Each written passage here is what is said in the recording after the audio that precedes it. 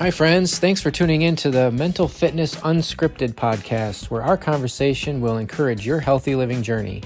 Inspired by our Team Quadzilla coaching motto, healthy living starts between your ears, we talk about mental fitness in ways that challenge us to think about our thinking regarding topics like habits, leadership, exercise, values, marriage, parenting, and faith. Our hope with this podcast is to sharpen you as we sharpen ourselves to be all we were made to be. So let's dive right into the conversation on this episode of Mental Fitness Unscripted. It'll be fun. Not either. Not either. Hey, good morning, Chad. Good morning. I always tell you to smile before we start recording, but since we were laughing, I just hit the record button. Well, I love that moments before you hit the button, we're like, I don't really know where this is going to go, but we'll see. I like your thinking. Let's see what happens. Yeah, right. So the big idea today is just kind of working through very practical things regarding our health routine, and whether it's food and what we eat and how we kind of manage that in our lifestyle, to our exercise and maybe what we're doing now versus what we used to do, and kind of the evolution of that part of our lifestyle as we age. And then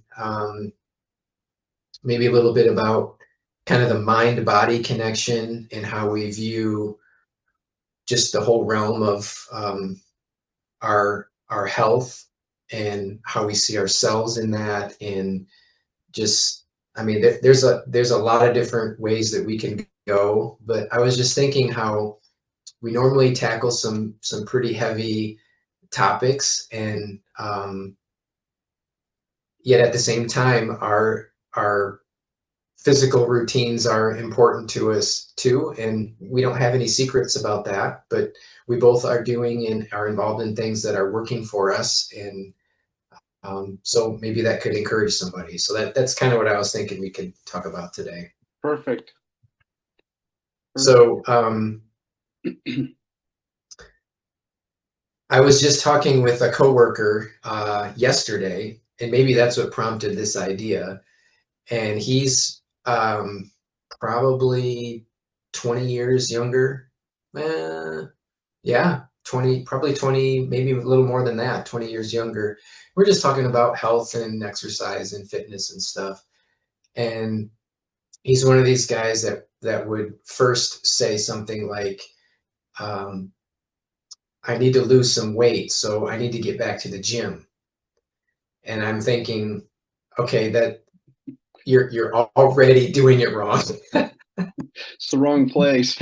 Yeah, and what I mean by that is, let's talk about food first. Yep. Okay, and because you can never out exercise a poor eating plan, and so let's start there. I'm a perfect example of that.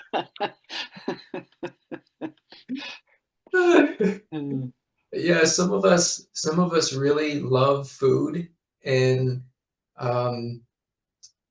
struggle in different ways to manage that along with other aspects of our health routine. And so let's talk about kind of what those struggles might look like and what we're doing about them, or maybe we can help each other through that, and anyone who might listen. I have a funny story for you. So I volunteer with this fellow, and we were at a church function, and of course you have to have food, right, at a church. Oh yeah, absolutely, every time. And of course it's always got to be the fun food. Say hi to my wife there. Oh, hello. And anyway, what's funny is he came up to me and he said, "You'd be so proud of me." And I said, "Why is that?" And he's been working on losing weight and getting in shape, and he's done a really good job. But it was really funny. He comes up to me, he says, "For the first time ever, I spent 3 hours at the gym. And Oh boy. when somebody tells me that, I always question, okay, how much of it was you were actually working out, and how much of it was you were watching the news or talking with Yeah. that's the first question that jumps in my mind.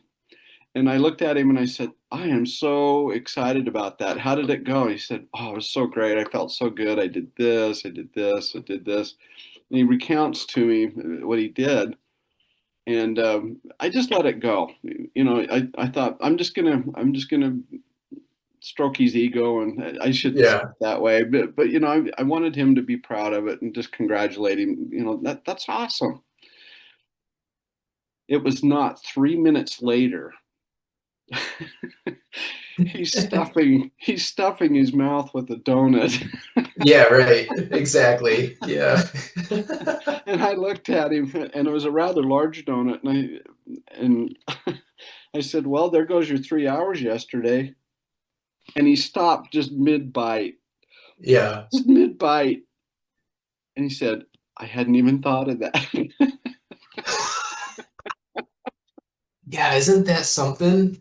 So How anyway, how they're No, that is fantastic because there's a great disconnect, I think, between our culture's perception of that kind of work and the complete ignorance some of us have about food and how food works.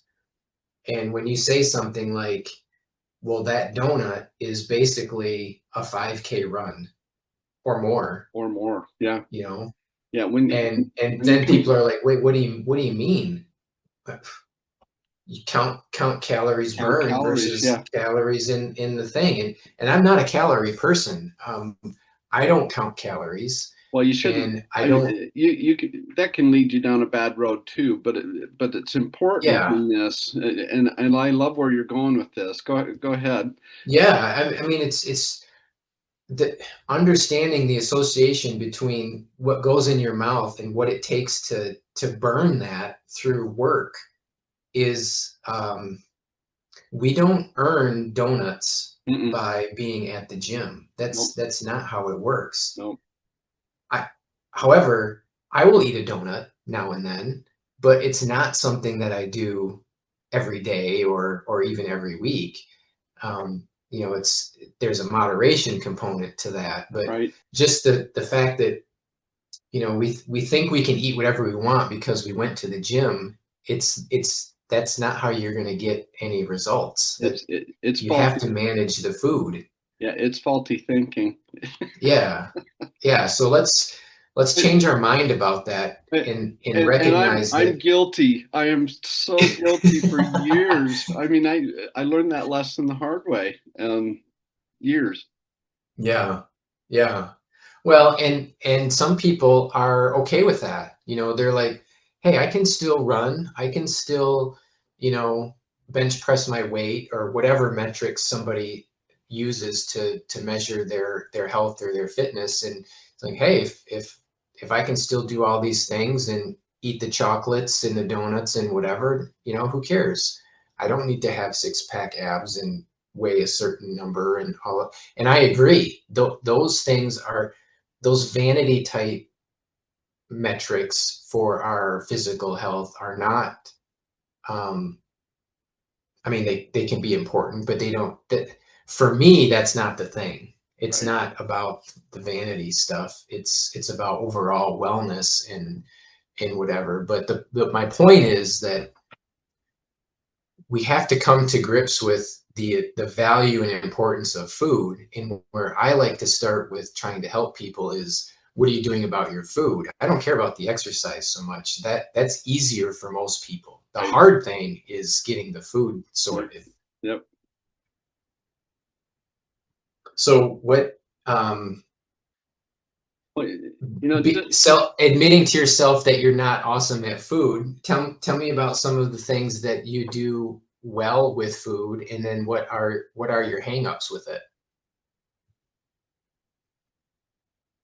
I look at it this way: it's a relationship. Food, Ooh, yeah, yeah. relate. It's a relationship with food, and it can be influenced by a lot of things. I have a very good friend. She competes in body shape, contests. Okay, Oh, like the physique, the physique, posing yes, and all of, yeah, right. yeah. Okay, and so lifting weights is very important to her, but more important is how she eats. Hmm. And it's interesting. She she looks she looks superior. I mean, she has won some really coveted awards and so forth. She really takes care of herself. She watches what she eats. But what I've noticed is that I guess where I'm headed with this is you've got to decide what you want with your fitness. What do you want? Because having six pack abs and ripped muscles and so forth, you're not going to be running 100-mile ultra marathons Mm, most times. Okay, and I'm speaking generally here. I know that there are people that are just ripped and get it done. But I've got another friend that does body physique competitions, and he'll. It's funny. He said I trained doing that, trying to run the Leadville 100, which is up in Colorado at altitude, hmm, and it killed him. I mean, mm, he just didn't have the legs, and he said what I had to do was I had to put on some fat and I had to add some weight. And he said I lost all my definition from my competing, but he said I had to have that to be able to do what I was asking my body to do. And so I really think it comes down to you've got to figure out what you're going to do. You know, what's the yeah, ultimate end of what you want your fitness to be? You yes. know, if you want six pack abs and definition in your arms and so forth, there is a process to do that.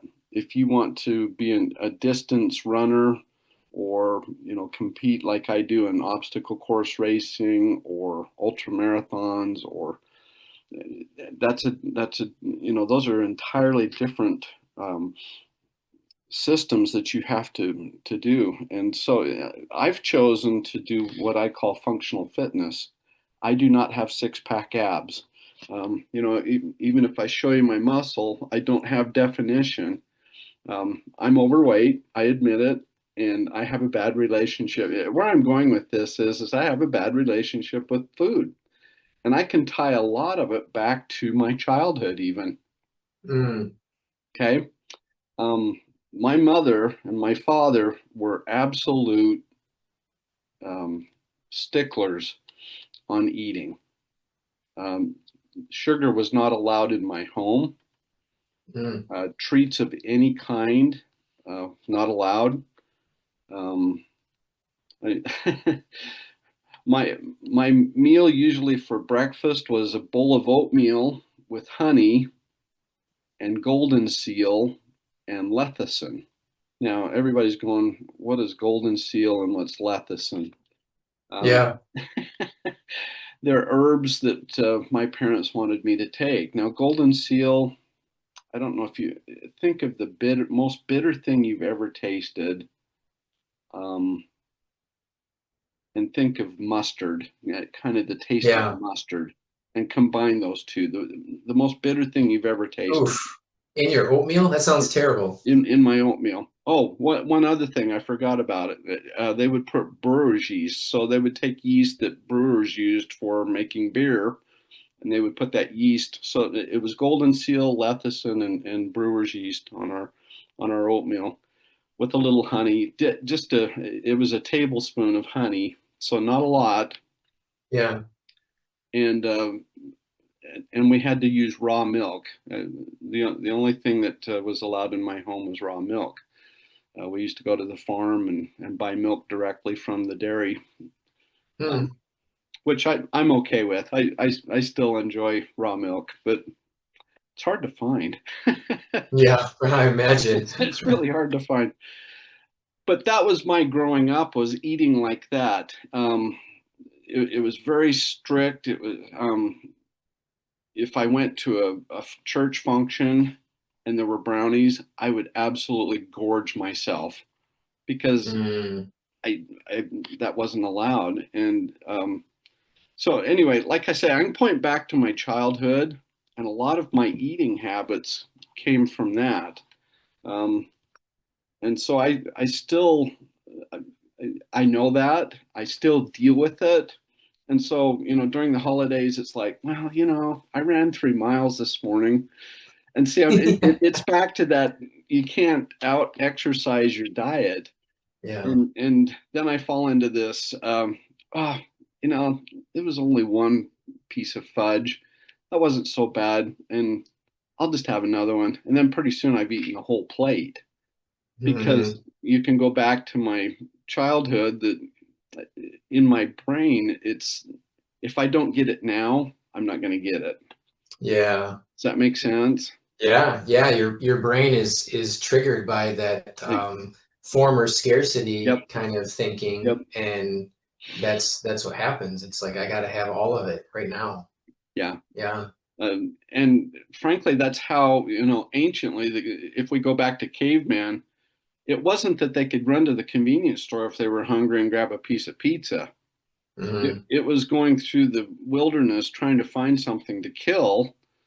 And when they killed it, they ate as much as they could because there's no refrigerators. I Yeah. mean, they would gorge themselves because they don't know when the next meal is coming. And so if you go back, that's just how things were. Oh, here's a bush full of berries. Well, I'm going to eat everything I possibly Hmm. can, and I'll try and save a few, but they're going to go bad here in a couple of days. And so it was that type of thing. Yeah. Does that make sense? Yeah. Yeah. For sure. I So mean, uh, it again, it's how our minds, our brains work. right, That's we have to we have to be aware of how our brains work, and then we have to choose accordingly, and that's a really tough um, mental fitness exercise, because clearly in America we're not very good at that. I mean, just look yeah. around. Well, but it's so handy. I mean, I can go by. Yep. I see that. Anything. I see that Hostess is coming back out with the ding dong again. Like, oh wow. So and I didn't mean to take this to a heavy thinking thing, but that's really what my relationship with food has been, and I know that Yeah. that's where I come from, and so I have to deal with that. Um, and I'm learning some stuff. Um, I've been reading some Carl Jung and reading a book. It's called Mm, "You Are the Mountain Is You" by Brianna Wiest. Uh, I recommend both, but we have to embrace where we came from, good or bad. We have to embrace that and say, you know what, that's just the other side of me. I want this, and we have to choose that. Okay, yeah. and then honor where you came from. Am I glad that my parents fed me brewer's yeast, golden seal, and lecithin? Well, yeah, thank you. I tease them that I think it stunted my growth, but that's so. Anyway, I know you didn't want to go down that rabbit hole, but it's really your eating is a relationship with food. And I love how my not my brother, but my uncle put it. He said, "Do you eat to live or do you live to eat?" Mm, yeah. Yeah. I think our culture is bent on living to eat, because all of our gatherings and celebrations involve food, and none of it is a vegetable plate, right? It's usually alcohol and fried things, and unhealthy stuff is just par for Yeah, but it's good. how. Yeah, it's that's the taste that we've grown accustomed to, and our shape and our health is greatly affected by that kind of piece of our culture. And it's very countercultural and counterintuitive to your point about how our brains work, to choose against some of those norms and recognize that if I want long-term lasting health, one of the easiest ways to promote that is by what you're putting in your mouth. And so I guess that's kind of part A of our discussion here, is recognizing that this is the thing, and that we have choices to make about that. And I really like what you said about having to understand, what do you really want? How do you want What do you want? your body to function? Mm-hmm. Because if we're honest, I don't think anybody would say that they want their body to function such that the lazy boy is all they can do. And they don't mind having a gigantic belly or achy everything every time they get up. Nobody wants that. No.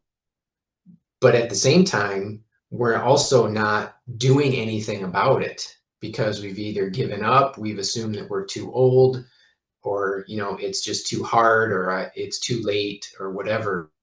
And all of that is also wrong thinking that I would like to encourage us to get past, that there's always something that we can do to help us be better. One thing I think that we have to do is we have to look at our physical body, and I'm going to unveil my thinking here, but I believe that I'm built in two bodies. One is spiritual and one is physical. And of course, we're talking about the physical body, but I call it a soul. That spirit and that Mm-hmm. physical body tied together. That's my soul. And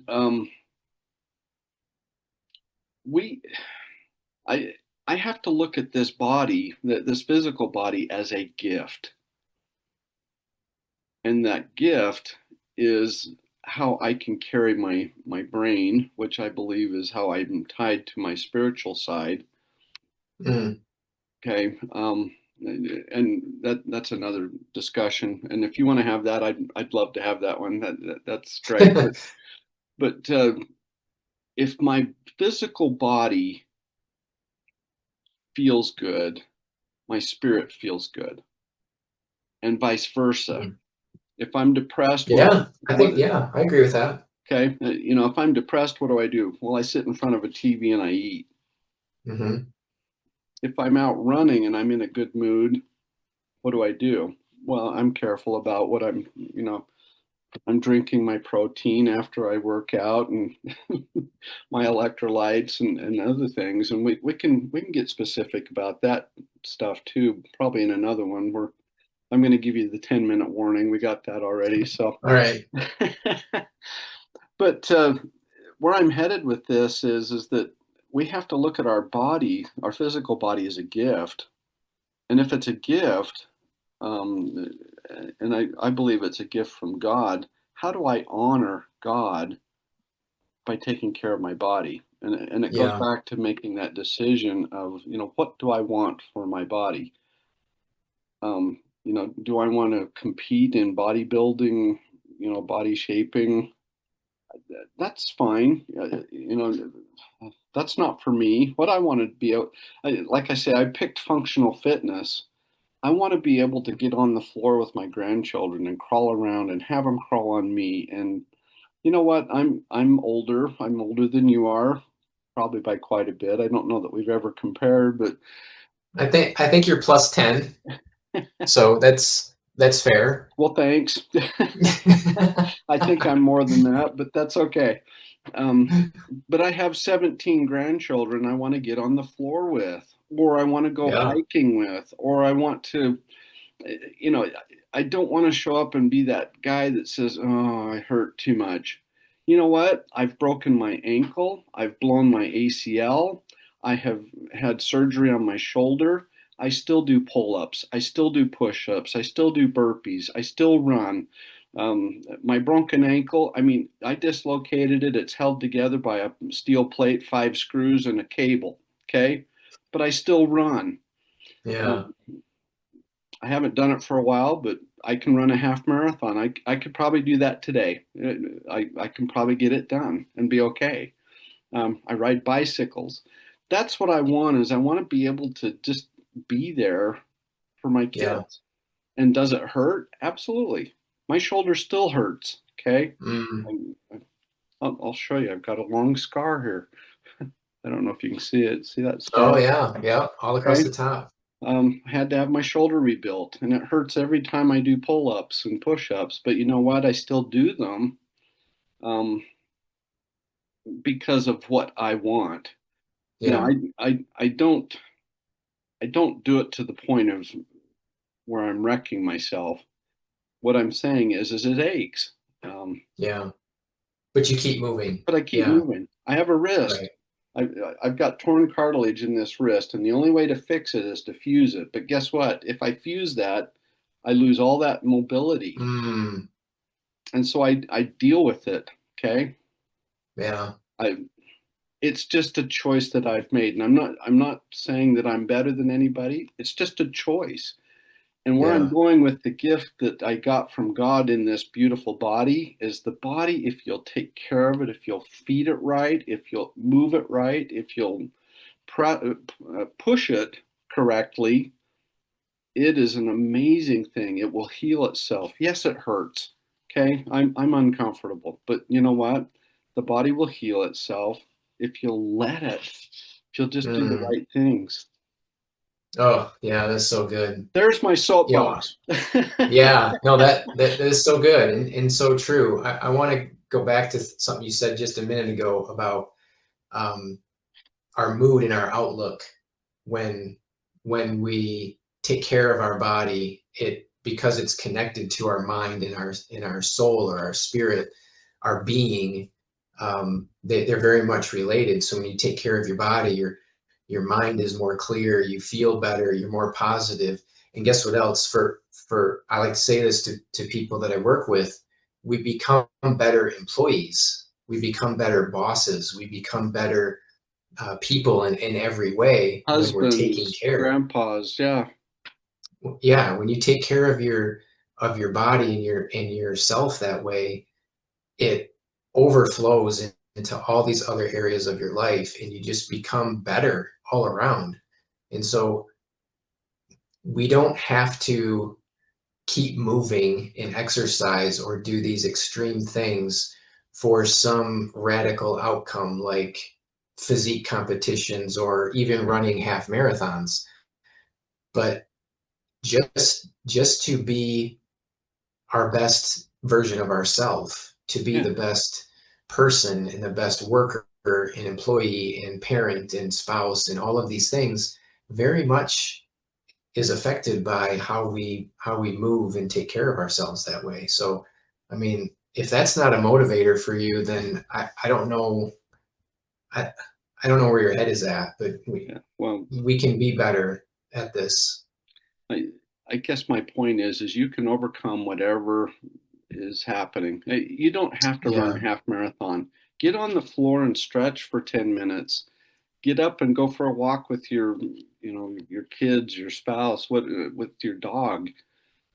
Go for a half hour walk and just Yeah. watch what you eat. I mean, there's 10,000, there's probably 100,000 websites that you can get some feedback on what to eat and what not to eat. Right. Make sure they don't have an agenda to sell you something. Right.